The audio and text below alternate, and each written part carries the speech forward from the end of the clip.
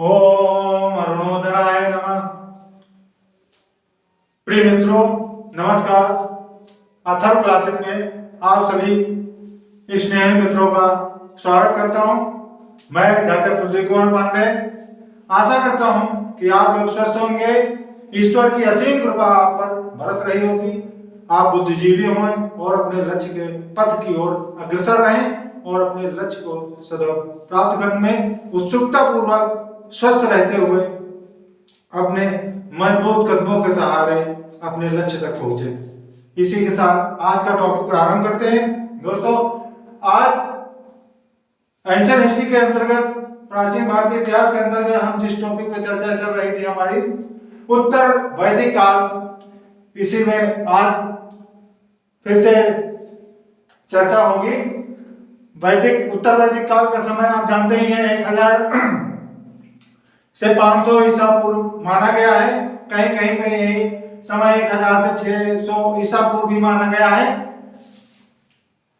आज जिस टॉपिक पे चर्चा होगी इसके अंतर्गत कि उत्तर वैदिक काल में राजनीति संगठन कैसा था, राजा कैसा था, अधिकारीगण उसके कैसे थे, राजा की उत्पत्ति कैसे, ये सब चर्चाएं आज इस टॉपिक में करेंगे।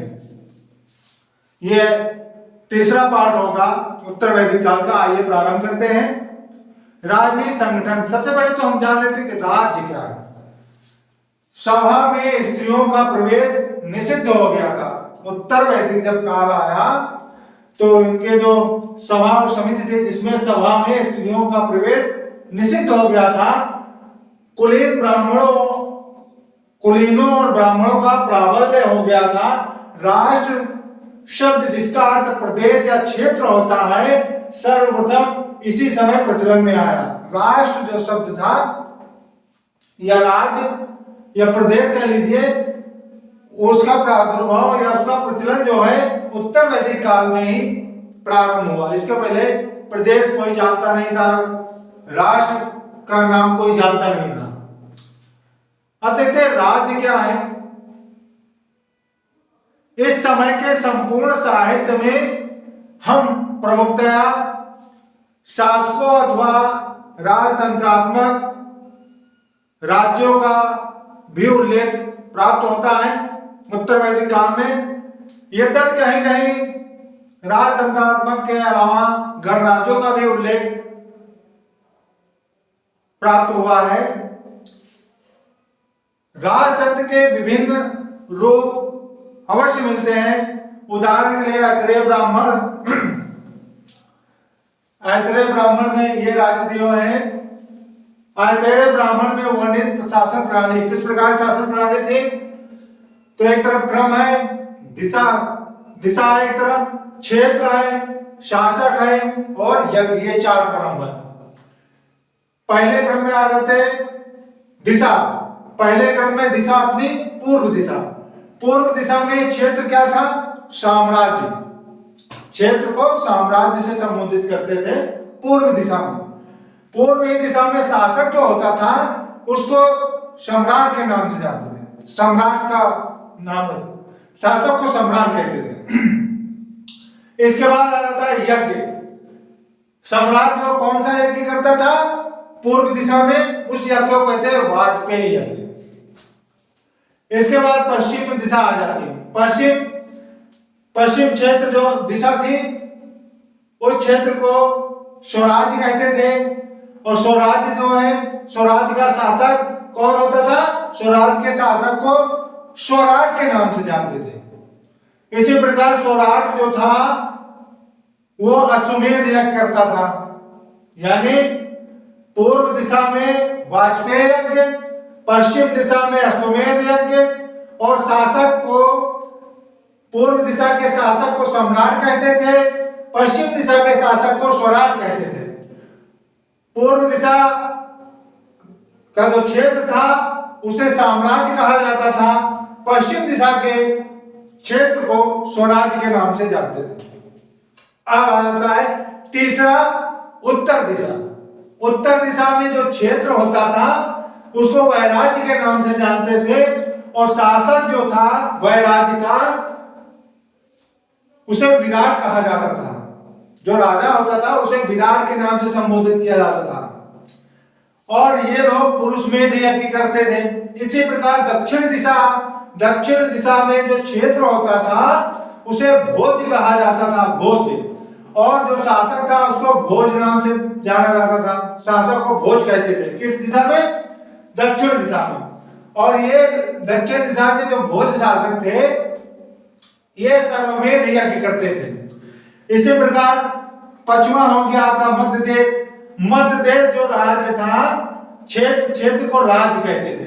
जब मध्य देश का आया, मध्य भारत का नक्शा है, इसमें जो मध्य वाला क्षेत्र है, दिल्ली ये सब पूरा है, ये मध्य भाग हो गया, इसे राज्य कहा जाता था। और इसका जो शासक था इसको राजा के नाम से संबोधित किया जाता था। ठीक है। और ये लोग राजसूय यज्ञ करते थे। ये थी ऐतरेय ब्राह्मण में ये उल्लेखित है कि शासन प्रणाली किस प्रकार की थी, किस चारों दिशाओं और मध्य भाग में इस प्रकार के शब्दावली का प्रयोग शासक के लिए, क्षेत्र के लिए, और किस प्रकार की है कि किस दिशा में होते थे, ये सब इन सब बातों का वर्णन ऐतरेय ब्राह्मण में प्राप्त होता है। ये तो थी कुछ संक्षेप में जानकारी, और इसका विस्तार जानते हैं। साम्राज्य का संस्थापक जो होता था, ये तो हो गए भाग, ठीक है ना, ऐतरेय ब्राह्मण जो भाग दिए हुए हर दिशा में इसी प्रकार से संबोधित किया जाता था। साम्राज्य का जो संस्थापक होता था उसे सम्राट कहा जाता था। ये भी दिया हुआ है, ठीक है ना, साम्राज्य का सम्राट, ठीक है, साम्राज्य को सम्राट कहा जाता था। उसके अधीन इसके ये जो सम्राट था इसके अधीन जो है छोटे छोटे राज्य होते थे। कितने छोटे राज्य? तो क्या होता था? सम्राट के अधीन छोटे राज्य होंगे। इन्हीं अधीन राज्यों के लिए कदाचित भोज शब्द का प्रयोग आया है। ये जो भोज शब्द का प्रयोग आया है ये छोटे छोटे राज्यों के लिए भोज शब्द का प्रयोग आया है। अब भोज हो गया संस्थापक सम्राट, छोटे छोटे राज्य जिसके अधीन थे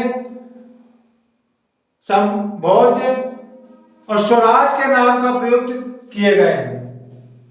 भोज और स्वराज, ठीक है ना, ये भोज और ये स्वराज, ये क्या सम्राट, ये तीन हो गए, ठीक है ना। ये छोटे छोटे राज्य इनके अंतर्गत आते थे, ये सम्राट, ये हो गया। अब इनमें कुछ अवश्य ही किसी न किसी साम्राज्य के अंतर्गत आ गए हैं, परंतु अनेक राज्य छोटे और निर्बल होते हुए भी स्वतंत्र थे। राज्य शब्द अनुवर्ती साहित्य में महाराज की उपाधि बहुधा अधीनता सूचक थी। वह एक स्वतंत्र एवं शक्तिशाली राजा था। महान राजा इति महाराजा ऐसा कहा गया। महान राजा इति महान राजा होता है, सर्वशक्तिशाली, एक स्वतंत्र एवं शक्तिशाली राजा महाराजा होता है। शक्ति और प्रभुता में उसका स्थान किसका? राजा से ऊपर और सम्राट से नीचे होता था। इस प्रकार राज्य सामान्य थे, स्वतंत्र होते थे, राज्य स्वतंत्र भी होते थे और कुछ परतंत्र भी होते थे। भोज और स्वराज, भोज दक्षिण में भोज का भोज और स्वराज पश्चिम दिशा, ठीक है ना, अधीन राज्यों के सूचक हैं।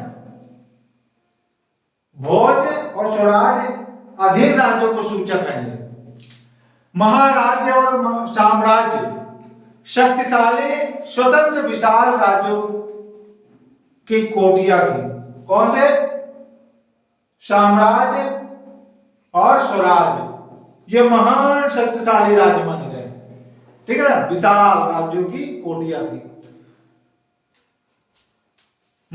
साम्राज्य और महाराज से भी अधिक विशाल और शक्तिशाली होता था।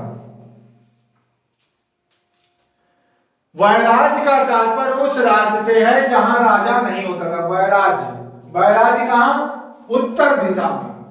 उत्तर दिशा में जो क्षेत्र था वैराज्य था, और वैराज्य का तात्पर्य उस राज्य से है जहां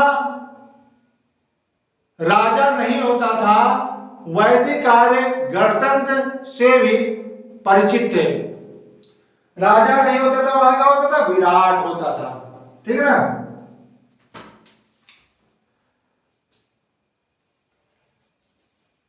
उत्तर वैदिक काल में यह दशा न रही थी। आधार, राज्य का आधार प्रादेशिक हो गया था। देश के विभिन्न प्रदेशों में आर्यों के स्थायी राज्य स्थापित हो गए थे। अतः राजा जाति के साथ साथ एक निश्चित प्रदेश का भी आधिपत्य हो गया था। राज्य के साथ एक निश्चित प्रदेश के अंतर्गत आ गया था। अब राजा का प्रादुर्भाव कैसे हुआ, इसके बारे में जान लेते हैं। उत्तर वैदिक साहित्य में राज्य एवं राजा के प्रादुर्भाव के विषय में विभिन्न प्रकार के मत विद्वानों ने प्रस्तुत किए हैं, जो प्राप्त होते हैं ग्रंथों के माध्यम से। अथर्ववेद में विराट, विराट, विराट किस दिशा में? उत्तर दिशा में। शासक को विराट कहते थे। तो अथर्ववेद में विराट राजविहीन राष्ट्र का उल्लेख करता था कि यहां कोई राजा नहीं होता था। ठीक है ना? उसे विराट कहते थे। राजा की उत्तर की दिशा में अथर्ववेद में उल्लिखित है। उसकी दयनीय अवस्था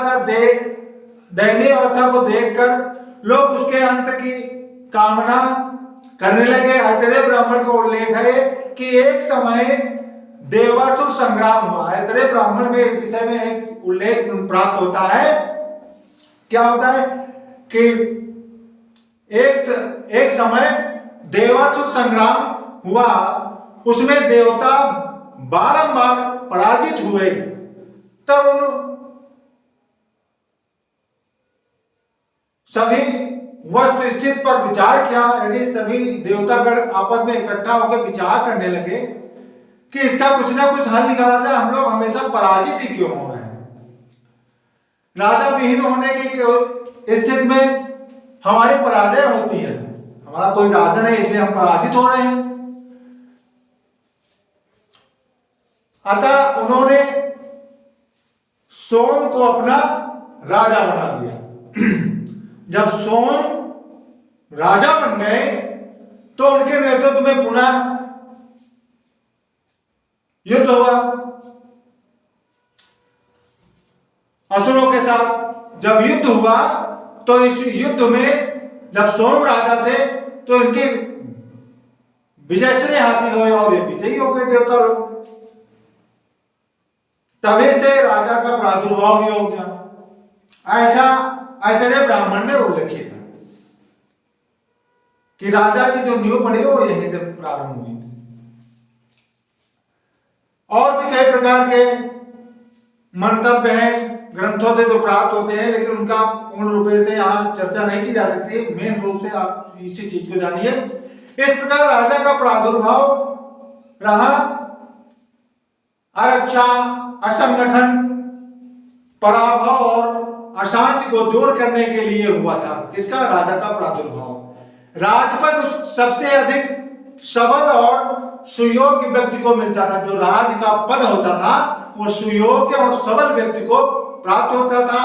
राज प्रतिष्ठा के पीछे जनमत था। राज प्रतिष्ठा के पीछे जनमत होता था। जनता ने आपस में समझौता करके राजा को प्रतिष्ठित किया। इससे ध्वनित यही होता है कि यदि राजा अपने उत्तरदायित्वों का पालन न करे तो वह पदच्युत भी किया जा सकता था। ऐसा उत्तर वैदिक काल में व्यवस्था थी राजा के प्रति। अब राजा का दैवी अधिकार भी था, जिसमें मनुस्मृति और कई ऋग्वेद में भी इसका उल्लेख प्राप्त होता है और भी कई ग्रंथों में कि राजा किस प्रकार होना चाहिए, उसके दैवीय अधिकार क्या है। आइए जानते हैं कि राजा के दैवीय अधिकार क्या होते हैं। वैदिक साहित्य से प्रकट हो जाता है कि राजा की दैवीय उत्पत्ति का सिद्धांत उत्तरोत्तर दृढ़तर हो रहा था।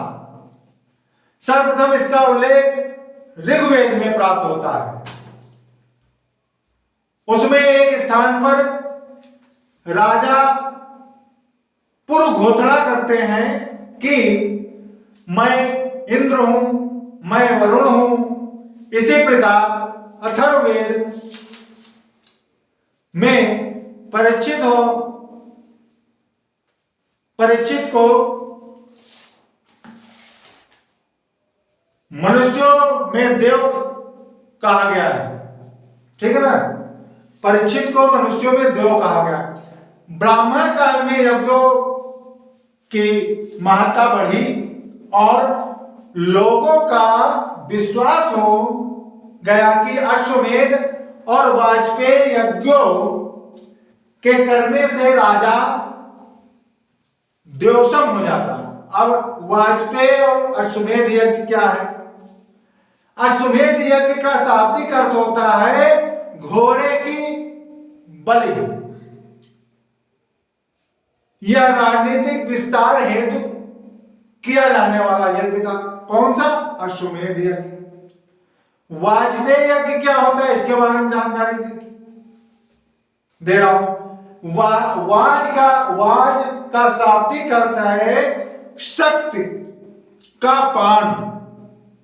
वाज जो शब्द है इसका वाज शब्द का अर्थ होता है शक्ति का पान, शक्ति का पान।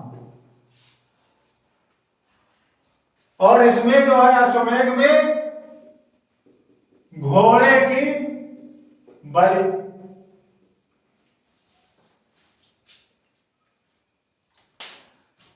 शक्ति का पान यह शौर्य प्रदर्शन तथा प्रजा के मनोरंजन, कौन सा? वाजपेयी करने वाला यज्ञ है, मनोरंजन भी करता है। 17 दिनों तक यह वाजपेयी यज्ञ जो है 17 दिनों तक होता है। कितने दिनों तक? 17 दिनों तक होता है। वाजपेयी यज्ञ 17 दिनों तक होता था। अब इसी क्रम में निरंकुश राजा कैसा होता है इसके बारे में जानकारी ले लेते हैं। ठीक है ना, करता हूं। निरंकुश राजा समस्त ग्रंथों में अधार्मिक, आतताई और निरंकुश राजा की घोर निंदा की गई है। कैसे? अथर्ववेद का कथन है कि अधार्मिक राजा के राज्य में वर्षा नहीं होती तथा उसे समिति अथवा मित्र वर्ग का सहयोग भी नहीं प्राप्त होता। ना तो वर्षा होगी उस राज्य में और ना उसे मित्रों का और समिति का सहयोग भी नहीं प्राप्त होता उस राजा को, जो निरंकुश राजा होता है। शतपथ ब्राह्मण में उस राजा के लिए राष्ट्रीय प्रयोग किया गया है, जो निरंकुशता पूर्वक राष्ट्र के साधनों का उपयोग एकमात्र अपने लिए करता है। वहीं पर यह कहा गया है कि जिस प्रकार हरिण यव को खा डालता है, हरिण जो है यव को खा जाता है, उसी प्रकार निरंकुश राजा प्रजा को खा डालता है। ऐसा शतपथ ब्राह्मण में उल्लेखित है। पुनः जिस प्रकार शिकारी पुष्ट पशु, हष्टपुष्ट पशु है, शिकारी है, निकला शिकार करने के लिए, हष्टपुष्ट पशु है, देखा उसका वध कर दिया और उसको लाके पका के बना के खा गए। ठीक है ना। उसी प्रकार निरंकुश शासक जो है, राजा जो है, वो प्रजा को नहीं छोड़ता, वो भी उसका भक्षण ही करता है, जो निरंकुश शासक होगा। भारतीय व्यवस्थाकार धृतव्रत और धर्मपति राजा की ही प्रशंसा करते हैं कि धर्मपति राजा होना चाहिए। उनके मतानुसार राजा को सदैव धर्मानुकूल व्यवहार करना चाहिए। अब राजा का जो है निर्वाचन किस प्रकार किया जाए, इसके ऊपर विचार कर लेते हैं कि राजा किस प्रकार का होना चाहिए। इसका दृष्टांत किया गया है कि किस प्रकार का राजा होना चाहिए। अनेक वैदिक साहित्यों या साक्ष्यों से जो प्रकट होता है कि राजा का निर्वाचन होता था। अथर्ववेद में एक स्थान पे विष के द्वारा राजा के निर्वाचन का उल्लेख है। किसके द्वारा? विष के द्वारा। अथर्ववेद में आया ये सब। अथर्ववेद, विष शब्द जो है अथर्ववेद में आया है कि राजा का जो निर्वाचन का उल्लेख इसमें अथर्ववेद में विष के द्वारा राजा का निर्वाचन किया गया, ऐसा उल्लेख मिलता। इसी वेद का दूसरा एक स्थान है जहां पर कहा कथन है कि इस योग्य पुरुष को चुनने के, यानी राजा के योग्य पुरुष चुनने के लिए हमारी विजय होगी, हमारी उन्नति होगी। जब राजा योग्य होगा तो हमारी विजय होगी, हम युद्ध में जाएंगे, हमारी विजय होगी, उन्नति होगी, हमारा यज्ञ सफल होगा, हमारे पशु उत्तम होंगे, हमारे संतति ठीक होगी और शूरवीर पुरुष हमारे पास होंगे।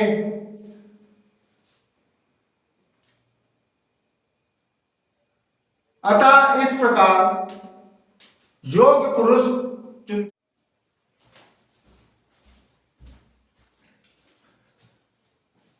अब राज्याभिषेक कैसे होता था राजा का, इस बारे में चर्चा। प्राचीन भारत में राज्याभिषेक का राजनीतिक, धार्मिक और वैधानिक महत्व था। अभिषेक अनुष्ठान राजसूय के नाम से प्रख्यात था।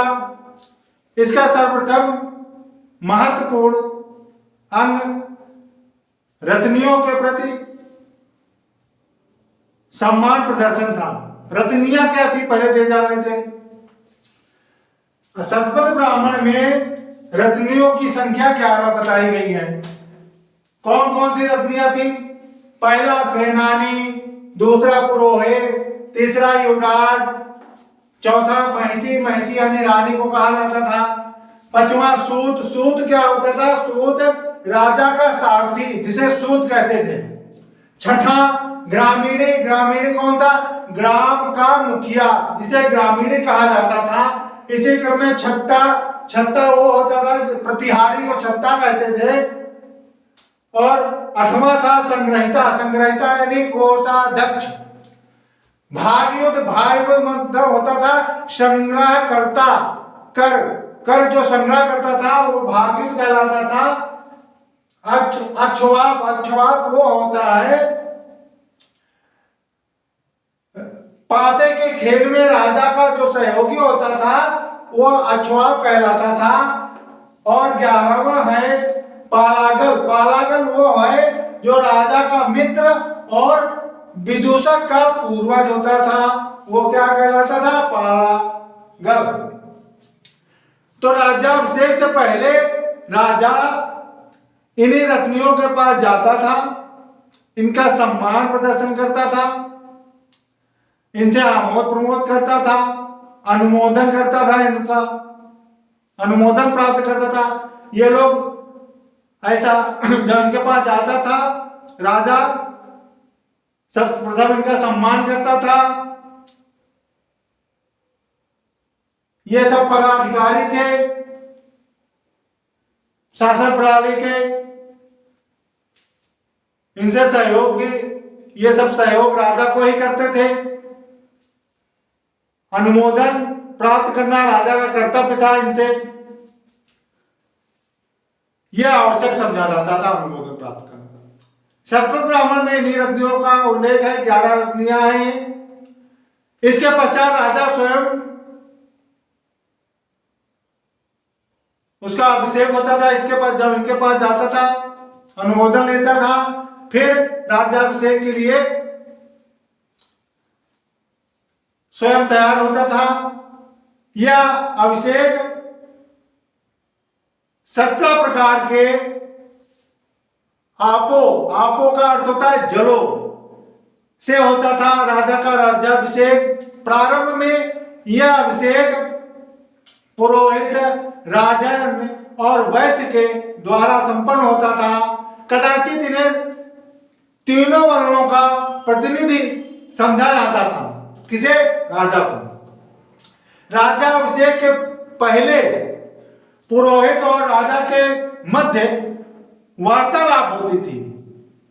उसका वैधानिक महत्व है। पहले पुरोहित जो है राजा से कहता था, क्या कहता था? राजाभिषेक करने से पहले राजा से पुरोहित क्या कहता था? तू वीरता की योनि और नाभि है, कोई तेरी हिंसा न करे और ना तू हम लोगों की हिंसा करे। ना तेरी कोई हिंसा करे और ना तू हम लोगों की हिंसा करे। नियमों का पालन करने वाला